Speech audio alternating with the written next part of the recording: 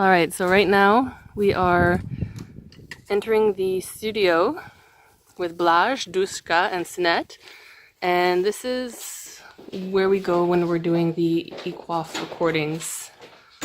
It's quiet, soundproofed, comfortable.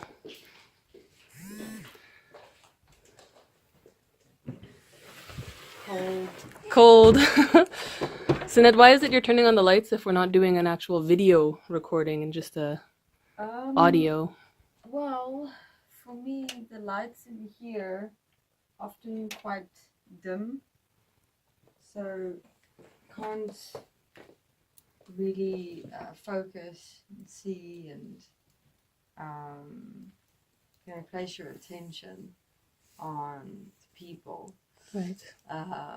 Plus, in my experience, the dim light just also naturally makes my eyes like go droopy and my brain like, okay, shut down mode. Yeah. So, I mean, I can do the recordings without sharper light, but it does make it easier to have the light. Yeah. To brighten up. More awake, more present. Cool. Yeah. Okay.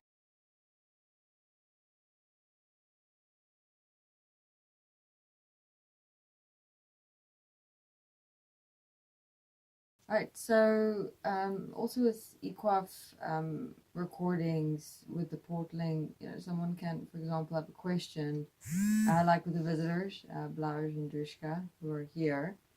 And what I enjoy doing as well is portaling the questions. So in other words, based on the nature of the question and the context of it, we'll bring a specific being through or look into sharing it within a specific series. So Dushka, what was your question? Well, my question was how to establish an effective communication or relationship with someone who can get very easily offended and becomes offended very often, like on daily basis. Okay. So in my case, this question is related to someone who was in my life, one who played in my life one of the main roles for like around 30 years. And I searched for the interviews relating to offensiveness in EQAFE, and I found 4 interviews, but it was all how to change offensiveness in yourself. Yeah.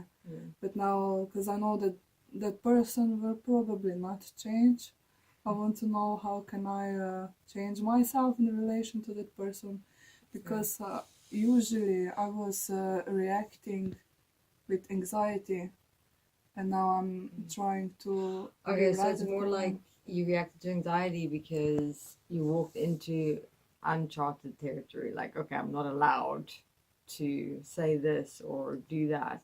Actually, I could say anything I wanted, but I was scared because I was dependent on that person, and I was most of the time like, should I say that, or should I do that or not, because the person will get offended, and I was all the time is that tension. Yeah. Instead of but what was your approach that made them trigger offense in them? What did you do? Was it talking about specific topics like religion? It wasn't about specific topics at all. I mean, the most... Can you give an example? Because there's various different ways. That's why it's always needed to be specific with your questions. Because being offended can have a multidimensional impact on various different people. So to assist and support your question the best, you need to be as specific as possible. Okay, so give a context, give an example. Well, let's say that this person was complaining about something. And I come to her and I say, okay, let's look at the problem. How can you change, I don't know, specific things to get different outcomes?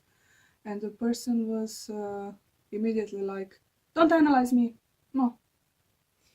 Yeah. But that was one case, but it wasn't like you have to really, search for something in the person, but it was, I don't know,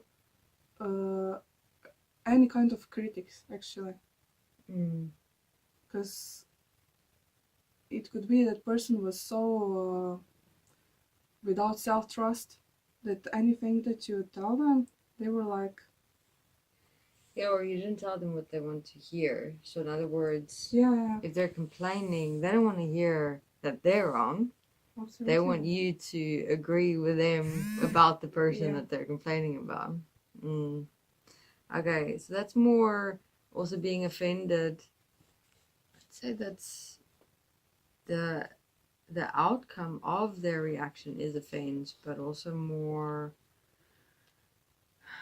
a dimension of feeling like they're being attacked. Challenging a relationship. Okay. All right. Let's do it in the series Relationship Success Support. Cool. Help quite a few people. All right. So here are the best series where this would fit. I mean, a life review can also come through. But you know, we also have to assess in EQAFE, even with the portaling, you know, some individuals relate more to more practical series like Relationship Success Support and not so much to the beings coming through, which can happen in other series. I find it will be more conducive to share this type of context or recording in Relationship Success Support. And then what and who comes through the portal is I still use the portal, so we kind of, for lack of a better word, channel all the information on an existential level pertaining to this context of relationships. So past, present, future, also her particular situation, everything like comes together. So many beings, many information, data. Yeah. And just kind of out of that, extract a common thread. And one voice. All that information is simplified, if you will, into and categorize and organize in a way where we can do one recording that will support Cool. everyone in understanding the nature of the programming, how to change it, and how to make a difference. Right. Those three main aspects. Okay, so let's bring them through.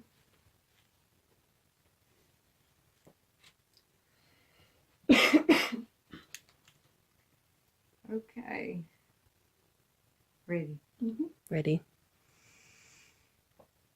Okay. Here we are.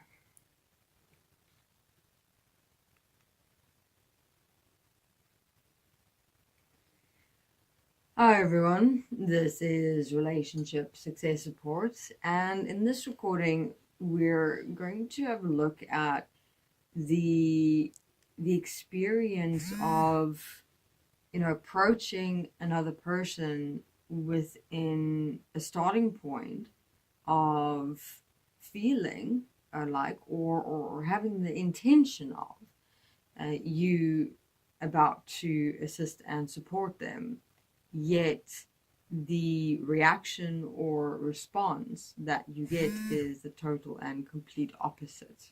It is not what you expected or intended or could foresee.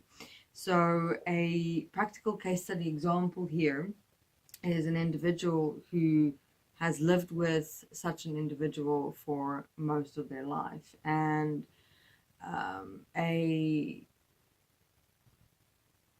in having a look at the dynamic here, because oftentimes we think, okay, the other person is the one being offended or reacting or being triggered, so what can I do to help them, to fix them?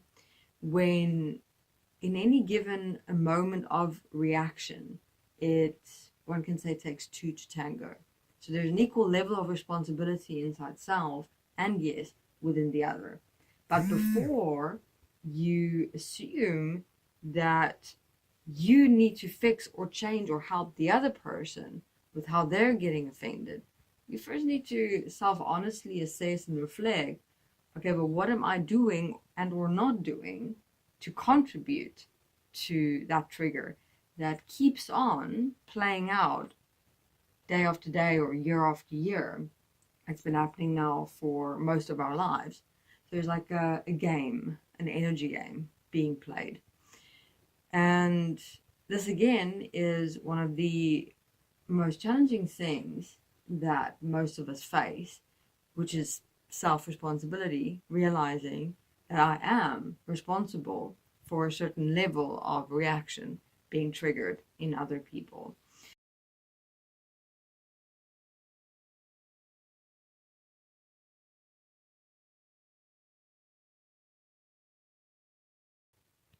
That it might be happening, let's say, at work, and this person at their work is every day battling inside of themselves emotionally with where they have to work, with the life that they're living, with how they got themselves in the position where they are.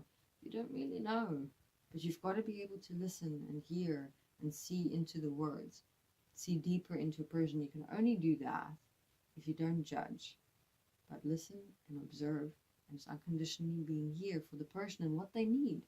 Sometimes they need to complain. Let them complain, because they vent, they just release the energy, and that's cool.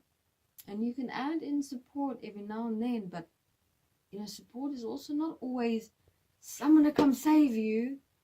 Support is sometimes just a little, a word here, a hand on the shoulder. That's how support starts. So you've always got to take it easy in a sense. It's, also getting to know the difference between wanting to save, which is trouncing on someone, as opposed to being there as a support. It's quite this. It's quite the same as when you're putting in a pillar into the earth. The earth doesn't swallow it up to support that pillar. It's just a surrounding support for the infrastructure, for the stand. Sometimes you just need to lean on one another. So get to know the person. That is what's important. And from there, take it day by day, moment to moment. But do take a look at all the dimensions we've discussed in this recording that you can take with you in assessing people's reaction toward you and who you are in your approach to them. Because if it's happening time and time again that they're reacting to you, life is trying to show you something to look at inside yourself. All right, thank you very much. That makes sense. Yeah. That is fine. Yeah, it is great support. Yeah, maybe one dimension that I left out is that other people are also making that person offended very easily. Otherwise, support was awesome, and I see that I had judgments about complaining as being really bad, unnecessary shit. It's interesting how missing one such simple thing can make such a big difference. Yeah, it's really simple and in some way obvious. Yeah, well, we always miss obvious. So thank you for support. Pleasure. So then have a look at learning from other people. If you see that they're also contributing to the other things, just observe. Okay. First observe the whole situation. How complaining is happening. So first understand complaining. How is that manifesting? Why is that manifesting? We tend to, again, want to pounce. Yeah. Say complaining instead I see myself totally in that approach. instead of getting to know it. Yeah. Okay. Next question. What was the other point? I know you wanted to do your races, but I think that I'll do for you in a private recording. Okay. Rather. Well, the other question was about my cat, Luna. She's meowing all the time. I mean, more often than the other cats do, and I would like to know how is she feeling, if there's something wrong with her, or is this just expression? See, there again, usually, with when we do not understand why something is happening, what is our first reaction? We go into fear or anxiety, panic. And then every time it happens, that reaction is triggered.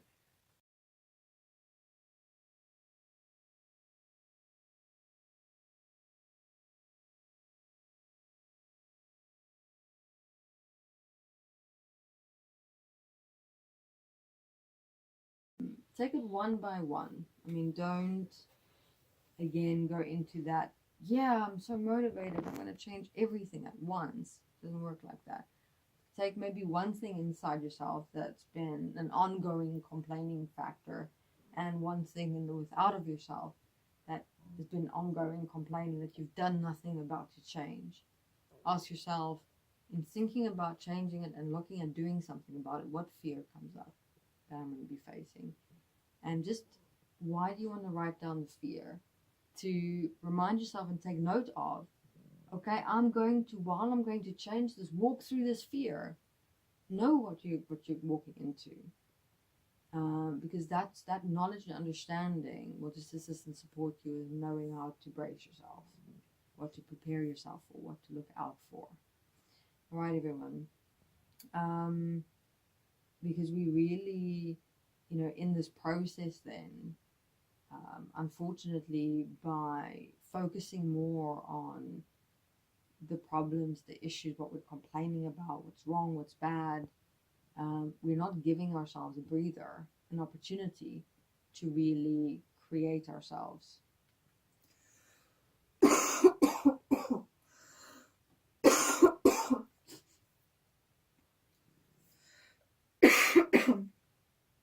Should I wait outside? Okay. How is the coughing? Do you want to try sit for a bit? It was okay till now, and Okay. now Now it's it's going to too much. continue. Yeah. Okay.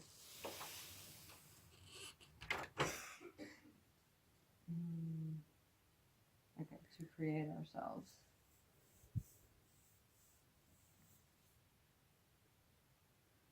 So this could also, affect our process of having that balance of change within ourselves, our relationships, and our lives. Life shouldn't just be about trying to fix, trying to change, work through our consciousness, our programs, our patterns, our habits, and our addictions. It should also be about creating the balance of working through the old, but at the same time creating the new. So, and having a look at how making that list and seeing, okay, what am I complaining about is all the old programming, of the old self that you're still accepting and allowing. And now you're creating more and bringing more of a balance in, because now with working through the old, you're going to be creating the new. You're going to be creating a change in everything that you're going to be, that you've previously complained about. And that's where you see that nice balance of working through problems, but also bringing through and creating solutions, which will bring forth a new self, rather than how you've been living, which is just a constant, continuous complaining, negativity, emotion, and the subconscious backchat and experiences coming up of, I want to change, I want to change, I want to change. I mean, how many of us on a daily basis have that statement coming up of change? I want to change, I should change, I know I can change, or I can be better, but it just remains a voice in your head. It never becomes something that materializes. And the only reason why it doesn't is because you're not taking action of changing the things that's right here in front of you. All right, everyone. So, in the one thing that many people assist and support other people with, which is to look at problems and find solutions and bring it through into change, we should all take that principle, one of the basic principles, and have a look at where are we not applying it in our own lives as effectively as we should. Because we tend to look at the things we walk that equation with in our outside world, but we do not look at it in our inside world. We become very equipped at, how do they call it? Selective processing. Selectively walking a certain principle only in certain areas of your life where it's nice and easy and convenient, because then you can go out there in the world and plaster these moments in front of you and say, oh, look, I am living this principle. But that is adopting another way of life. That's not becoming a real self-change of living that equation, both within and without. So, and in that becoming a real living leading example, where let's say someone's complaining about something, you don't come at them with something, you approach them with, hey, this has been my story with complaining. This is how I dealt with complaining. People approach you and respond to you a whole lot differently if you share stories rather than talking at them. Okay, everyone, thank you very much for listening, and hope this recording assists and supports with incorporating the equation of problem, solution, and change more expansively within yourself and your life. Okay, thank you very much. All right. Cool. Nice. Very cool. Sorted. See if Dushka's okay. Where do we want to do those for today? All right, thank you. Pleasure. Thanks, guys. All right, we just finished up recordings. Everybody's going back to their daily business, and us just closing up the studio. Right there. And I'm going to hunt for Dushka. There she is. And see if we can talk to her about what happened. Dushka! What happened? Nothing. So what went on there today in the recording? Well, it wasn't just today, it was other days as Yeah. well. I had one moment, or maybe a few moments, when I was expressing that anger towards my body because it doesn't directly show me what I need to correct. And I was compounding that anger and being like, yeah, body, you're of no use. Yeah. And now I'm getting really directive support through coughing while recording EQAFE interviews and touching the points that I really need to work with. Yeah, so your body's giving you direct feedback. Oh yeah. And you've noticed it's been for some recordings but not others, like Exactly. relevant recordings, and then other recordings you're totally fine because the information Well, is... I'm not totally fine because I'm ill and my throat is a bit itchy and stuff, but it is the difference, yeah. Yeah. When it's not that relevant point, I can relax my body, breathe through, Yeah. and drink water, support myself in that way. And where there is really a relevant point, then even all those things are not helping. Maybe it's time that I should say thank you to my body. That was enough of support. Yeah. So when you listen to the recordings after, have you had the experience yet of having sat in on recording, had to leave because of a physical reaction, and then listening to the recording later on your laptop or something? And has the experience been different? Just a bit. Yeah, it's different because when you're there on the recordings, you have just the room, the people, the portal. Yeah. And you got nothing else to do than just to be there and to listen. No distractions. No distractions. Yeah, it can be intense. Yeah. Yeah. So when you're doing it afterwards, when you're listening the interview, you can do something. I usually do something because I want to do something with my hands. Yeah. I'm not patient enough to just sit down, relax, and really listen to every word that is said. Yeah. So I almost never experience reaction, at least not at that amount. Yeah, like intensity or... Yeah. Yeah, well, that was interesting. You handled it well. Thanks for being a good sport talking about it with us today. No problem. With pleasure. Bye, Dushka. Bye.